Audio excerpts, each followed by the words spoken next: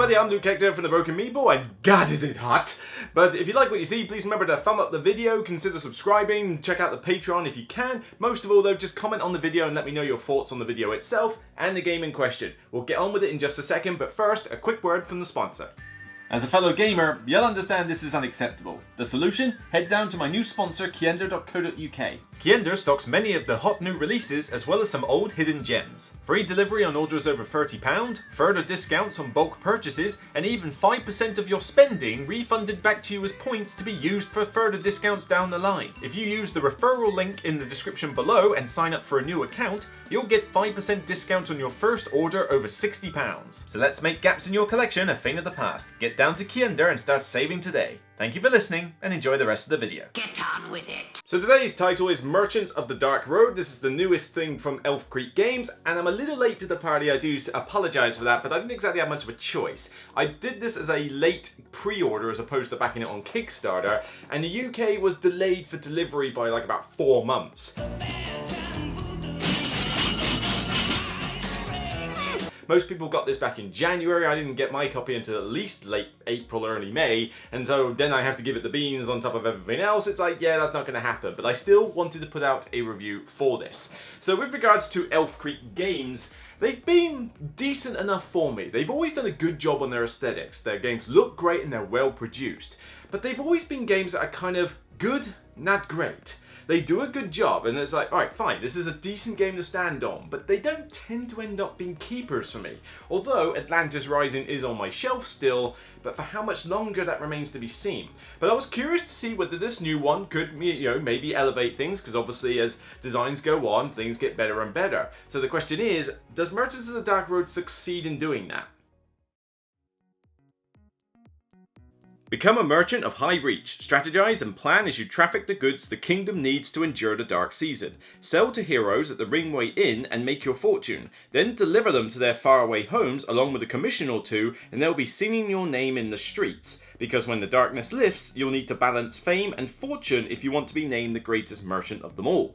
Using an action pool of dice, players will move their wagon around this village, collecting items that they can then sell to heroes to join their caravan. Once the heroes are sitting on the back of their wagon, they can then travel to faraway locations to deliver those heroes for special rewards, as well as maybe deliver a commission or two from the Queen to deliver more goods for potential more points. Travelling to a destination yields its fair share of rewards and potential pitfalls though, and other players can jump on the back of your wagon to tag along if they need to go to the same location you are. Special illuminated dice allow you to perform more actions in a round, and on your travels you will pick up companions which can be gifted with crystals in order to perform special one-game use abilities. At the end of the game, your base score is the lower of your prestige from delivering goods and your money earned from selling to heroes. After that, there is a little bit of endgame scoring from other deed cards, which are endgame objectives, and then of course, the one with the most is crowned the winner. Of course!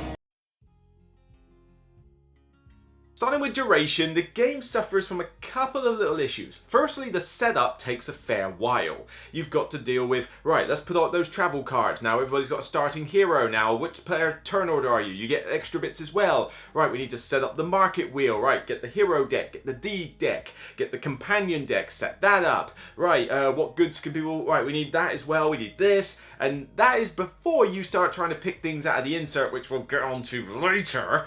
But on top of that, you've also got the time the game takes. 60 to 120 minutes is what this game quotes, and that's reasonably accurate. I mean, certainly solo and 2-player, you could wrap this up in about, say, 60 to 75 minutes. That's if you know what you're doing, and that's not including the setup. But for 90 minutes to 120 is very dependent on what players are doing and whether it's a teaching game or not. Most of the time the game is going to rack up a good 2 hours of your time, and it has gone longer with 4 players. I actually don't think I want to play this game with 4 players anymore. The problem is that there is just too much downtime in between turns. You have to do your full turn, right? Bump the dice, move the wagon, do your actions, rest and upkeep before the next player takes their turn. Doing that with 4 players takes a while, and you may think, well hang on, what about jumping on the back of the wagon, you know, and driving around with other people? That literally is just simply, I'm going to go to this location. Anybody want to tag along? Yeah, that'd be cool. Right, leader still does all the stuff, you simply just pick out a reward from a card and then sell your stuff. That's basically all it is. And you're not even going to do that as often as you might think, because it's a slow process building up commissions and heroes, because, you know, you've only got 13 rounds in the game. You've effectively got 13 turns. So there's not a lot of time for you to pick up a ton of heroes and a ton of commissions.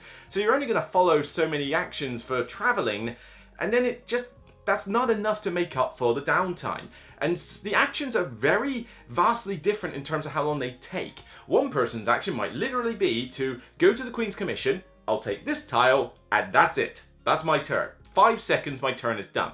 Then somebody goes and travels. Okay, right. First of all, I'm going to do it with an illuminated die, right? That means I get to do 2 districts and the building. Right, well, let me do the building first. Okay, now I'll do this district. Well, that district allows me to use the dark market. Okay, I'm going to spend money, I'm going to move around here, and I'll get these goods. Maybe these goods. So that'd be quite cool. Right, now I'm going to go traveling. Right, first I need a companion. Okay, right, I'll choose that. Right, now I choose to take a shortcut. Right, I'm going to take a shortcut, spend the land, just roll the dice. And right, these are our travel things. Right, anybody tagging along? Right, these are your travel awards. Let's get them. Right, okay, I've now done that. And now I'm going to sell everything, and you're going to sell everything. Right, let me just work out my prestige and coins from this. Oh, by the way, I also need to take leader bonuses. Oh, a wagon upgrade. That looks pretty cool. For what is meant to be a mid-weight game, and this game is not that complicated. Why is that action about 10 times longer than any other turn on the board? Some turns I literally just go to a spot, move a marker, and roll a die and get a reward. Riveting. I don't know. This game kind of works as a sweet spot with free players. Free players can keep the game length to under 2 hours, usually, and also means that you got a little bit of interaction, but not quite so much downtime. 2 players, this works pretty well though. I mean, you're tagging on each other's market, and of course we'll get onto the solo mode later, but yeah, the game just kind of outstays its welcome just that little bit. For ease of play, the rulebook is actually pretty decent. That is, if you read the one in the box. Do not read the first edition one that was on the website, that's horrible. But the new one in the book is actually pretty good. It's got a lot of pictorial examples, it's fairly clear in order to see what everything is. And I didn't really have too much trouble learning the rules. There's 1 or 2 little fiddly bits where you might forget, oh yeah, you got to do a final travel at the end of the game, and oh yeah, when you get this you don't get the bonus, but if you do it this way you will. But they're pretty minor, and it's not a big deal if you miss them anyway. Where this kind of falters a little bit though is the graphic design in places.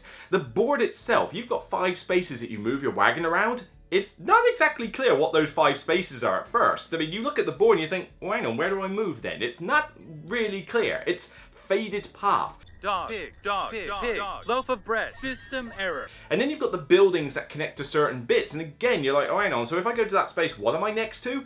The districts aren't clearly separated. So you look at a space and yeah, you will be able to figure out, oh, it's these 2 districts and this building, but it takes that little bit of extra time to look, and that's always a bit of an issue. Then the graphic design with some of the symbology is not particularly clear. You've got the reference on the back of the book to help you, but you know, I shouldn't have to keep checking that all the time. The icons could be a little bit more, you know, shall we say, a little bit more intuitive. But one thing I really hate is those night dice. The night dice are numbered 1 to 4 stars, a blank, and another 1. What do you mean another 1? Well, by another 1, I mean that you have basically 1, 2, 3, 4 little stars, you have a blank face, and then you have another single star space that's filled in slightly. That's it. There's literally 2 faces of 1 values. One is filled in, the other one isn't. It is really hard to tell at a far glance which one it is. And honestly, people trip up over this so much. The amount of times people do the crafting table on their board and miss out which one it is. Particularly when I tell them at the start of the game, right, you need to set your dice to 1, 2, and 3 in those starting spots. But not the filled one, you need the blank one or something. It's like, huh? People sort of look at me like gobsmacked. It's like, what on earth are you on about? There's elements like this where I feel like the game is trying to make it just a little bit less accessible. You will conquer it eventually, but it's just a nuisance that you gotta put up with every now and again. Now for tactics and strategy, the game does a good job of representing that endgame condition of having to balance your prestige with your money. That is quite cool. We've seen Reiner Knizia do this 100 times with most of his games, and it works fine here. However, there's a downside to this as well, because it does mean that players don't really feel that differentiated from each other. I've got my wagon and I can get a single upgrade, one upgrade for the entire wagon in the game, and then you just get your heroes and commissions and that. You don't really customize yourself in any particular way, you're just doing what everyone else is doing. And because you need a balance of prestige and money, you really do have to do everything in the game. I have to sell to a few heroes, I have to go and do some commissions. I can't just focus entirely on prestige and focus a little bit on money, because once I get to the end of the game, my score tanks. So everybody's just kind of doing the same thing, just at relatively different times, and that gets a little bit samey pretty quickly. It is, however, quite cool to plan out your dice in a way that you know, right, I'm going to move to this spot this turn, then I'm going to move to that spot and activate an illuminated die and do all those actions, so you can plan ahead to a good extent. Plus, you are paying attention to what other people have on their wagons, because you're thinking, well, he wants to go over the Scorchborn. Well, if I fancy delivering another hero, I mean, I've got a commission to Scorchborn, well, let me go and grab another hero from Scorchborn. So then when he goes off to travel, I'm going to tag along and sell some stuff as well. I can't wait to get on the road again. What did I say about singing? There's that nice little bit of interaction, albeit it doesn't happen as often as I would like. I would have liked maybe a little bit more interaction in the game. I feel that literally, if that was taken out of the game, this would be pretty much entirely multiplayer solitaire, other than the taking of cards and the spinning of the market wheel, which is a cool concept. It's a cool magnetic wheel that changes the prices of the goods. Doesn't get used that often though, does it? There's quite a lot of ways to get goods in this game that you a lot of the times don't need to visit the bazaar. This bloke won't haggle. Won't haggle? I had a steed which gave me a discount for going to the bazaar. I visited it once the entire game. Really?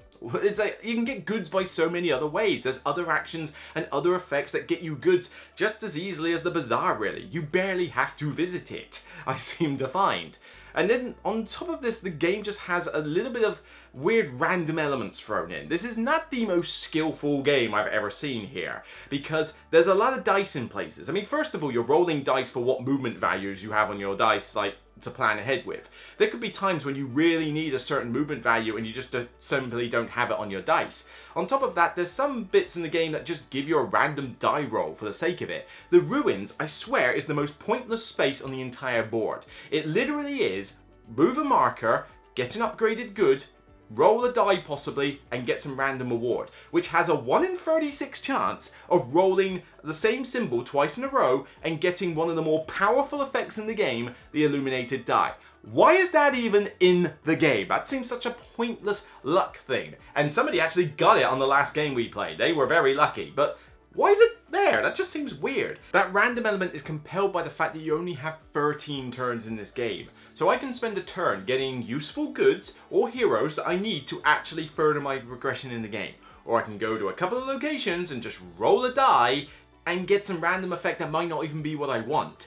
I can't afford to waste one of 13 turns in the game just going on a random percentage chance that I might get something cool. Why would you do that? Why would you not go to the place that you know for certain you will get those two goods that you want? It just... I don't get it. It's a weird mishmash. It's a disconnect of this random element with the skill part in it. With the fact that you've got, right, we've got a very specific way of scoring and a very tight number of turns in order to play. But then let's just throw in this happy jolly random stuff every now and again. It's just, seriously? You could have just cut that out and you would have lost nothing in the game. Maybe a little bit of streamlining was in order here. Now when it comes to aesthetics, Elf Creek don't usually disappoint, and for the most part they don't here either. The artwork is beautiful. Even though that this is a lot darker than their other fairs, it still looks like a very nice, tranquil, sort of torchlit, fantastical village, and it sets the mood and scene very nicely. The artwork is great overall on the cards as well, but then also the tokens that you get and the pieces, they're all pretty good quality as well, whether you've got the retail version with the cardboard tokens, or the deluxe version, which actually, I might actually suggest if you're going to get this game, considering the retail version's not cheap anyway, you might as well fork out and get the deluxe version, because those resin, like, crystals are cool, but those lanterns, oh my god, those lanterns are so good. They're one of my favorite pieces I've seen in games. Ooh, you good looking. You're hot. Don't worry too much about the metal coins, they're fine, but the cardboard ones are fine as well. It's just like, you know, it's a lot of money for those extra coins, but certainly if you do splash out, it's going to look gorgeous. Now, that's where the aesthetics sort of stay at the peak and then come back down, because the insert for this, what happened with the insert? There's two pieces to it. You effectively have two triangle pieces for the insert, which is just weird. What was wrong with rectangles? And then one of those pieces is fine. It stores the various tokens, and then the top bit of the lid also stores the goods. They can be stood up, easily separated, and they can be put on the table. Other than the fact that they're triangular, which means you've got this weird thing where you put it up next to the board and then suddenly it sticks out with sort of like a big butthole there. It's like, kind of weird.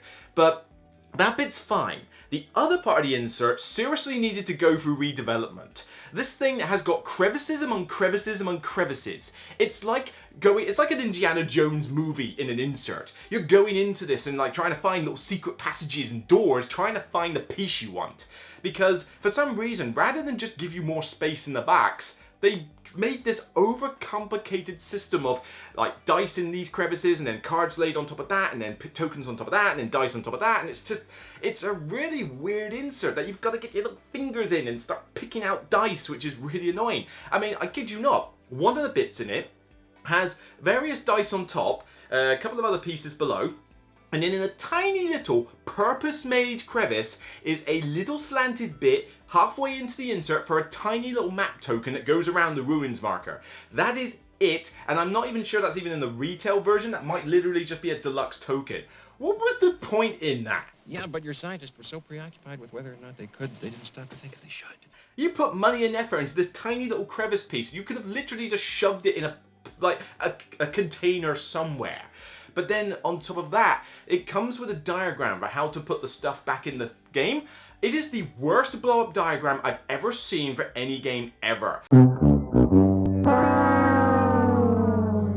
Following this diagram makes it nigh on impossible to try and work out where the pieces go. Unboxing this was a chore. Putting this game away after you're done with it is a bit of a chore, because you look at this diagram to try and remind you where the little pieces go in the dice, and you just cannot tell what it is. I mean, you can see the picture on the screen. Seriously, could you not have done a better job than this? Take a leaf out of Mind Clash's book with their infinity backs. That's how you design how things go in the backs.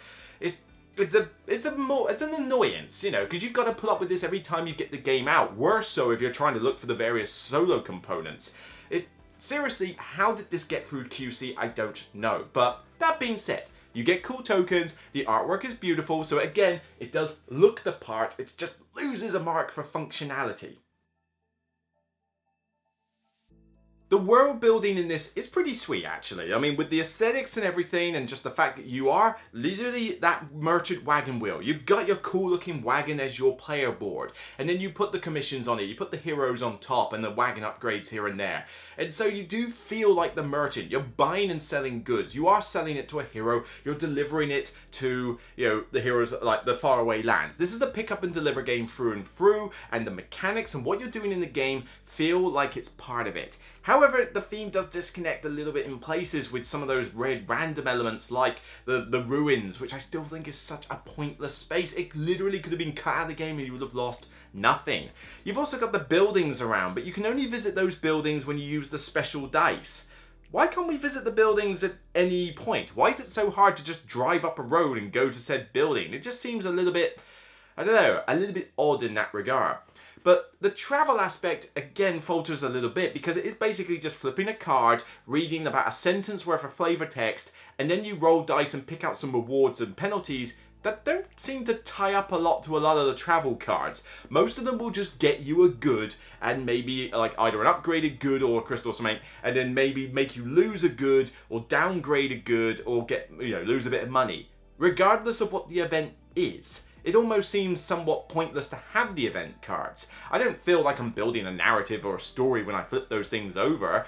A lot of the theme is kind of injected by the players. I'm making jokes and making references and stuff, and everyone's bantering with each other when they're like hopping on the back of wagons. It's like, I'm going to this one, I'm taking a shortcut. Oh, you're coming as well, are you? It's like, there's little bits of laughter like that, but that's self-induced. I don't think the game is helping me to do that. As I say, not to say that there is no theme in this game, but I don't think it's quite dripping with it. It does a good job and obviously is a nicer, more interesting theme than a lot of pick up and deliver games out there, but don't expect this to be some sort of like dripping rich with story affair. It isn't really that. For longevity, the biggest knock against this is what I said earlier about this whole prestige and fame scoring part. You don't feel differentiated from other players, and so there's not a lot of paths to victory.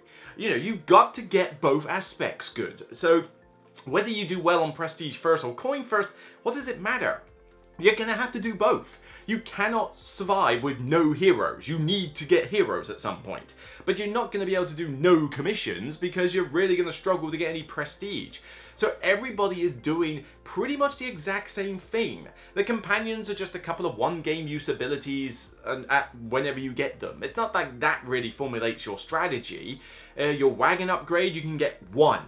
So you might be able to make one space on your board a little bit better. Although no one takes the upgrade that says you don't spend a lantern to roll the die at the ruins of Yig because nobody cares about the ruins. It's like, it's just such a stupid space. I'm going to keep saying it. But then this has the problem where the first couple of games I noticed, oh, this is pretty decent. You know, I'm into this, fine.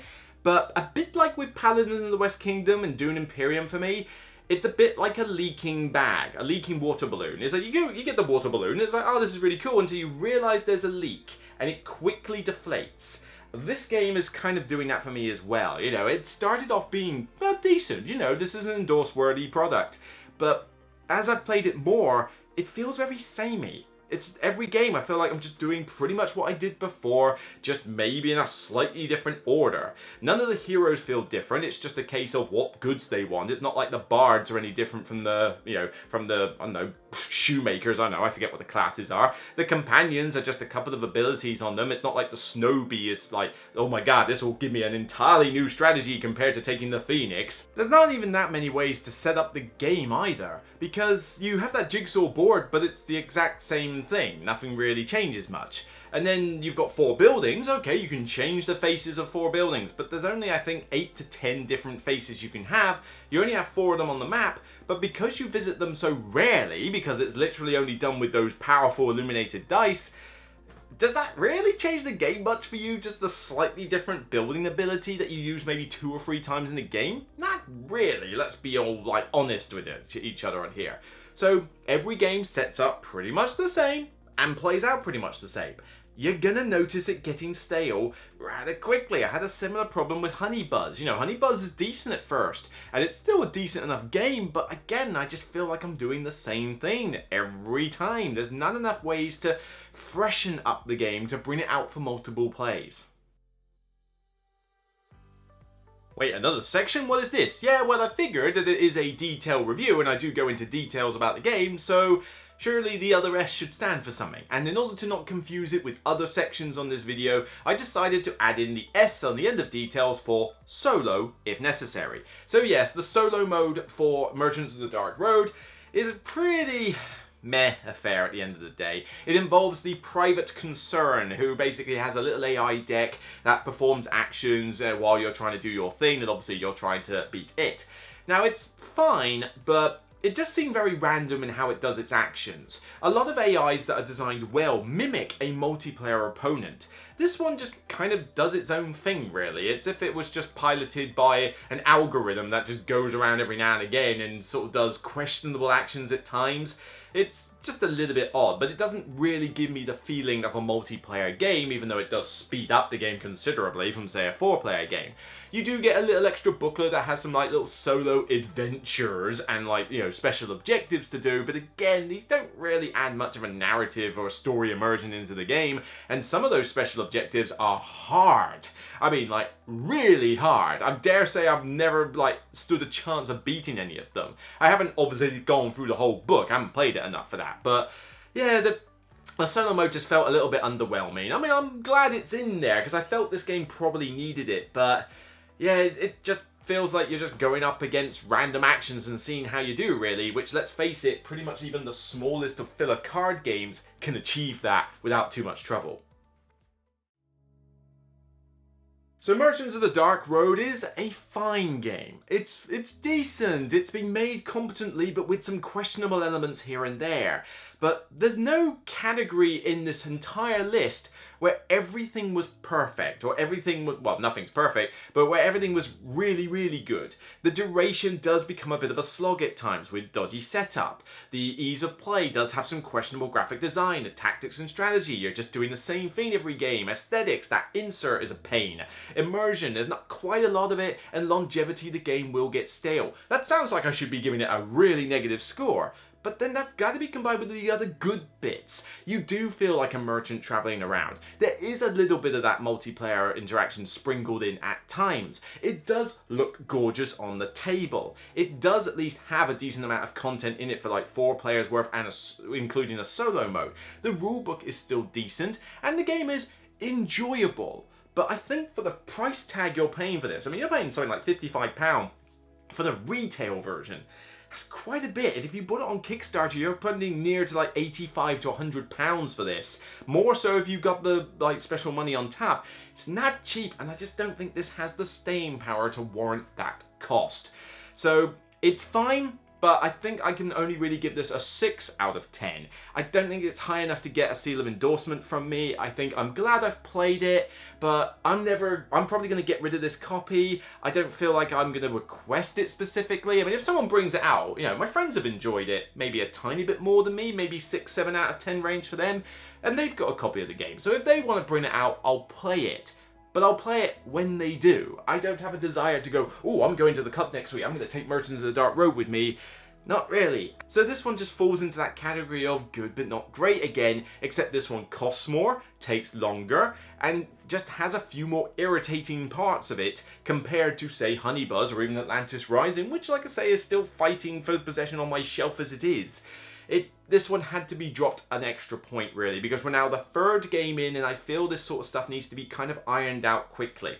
That being said, it's not a terrible game. I wouldn't even call it average. I'd say it's above average. Does the job, you play it, you enjoy it, and then you kind of move on to the next journey on the Dark Road, I guess. So that's it for me on this video. I'm Luke Hector from The Broken Meeple, and if you like what you see, thumb up the video, consider subscribing to the channel and the Patreon to help me out with review copies, but also mainly just comment on the video. What do you think of this game? What do you think of Elk Creek games in general? Atlantis Rising, Honeybuzz, are they hits for you? I certainly know 2 people in particular who are going to come on this video about Honeybuzz. You know who you are. But by all means, just let me know your thoughts. Until next time, you can check out more content on the channel, including a semi-rant I did about why Catan is still decent and not worth like scrapping from your collection anytime soon. But you can also check out my recent big detail review of Wonderland's War, which has been getting a lot of buzz. So that's it from me. Take care, and remember, as always, it's only a game. Bye for now, everyone.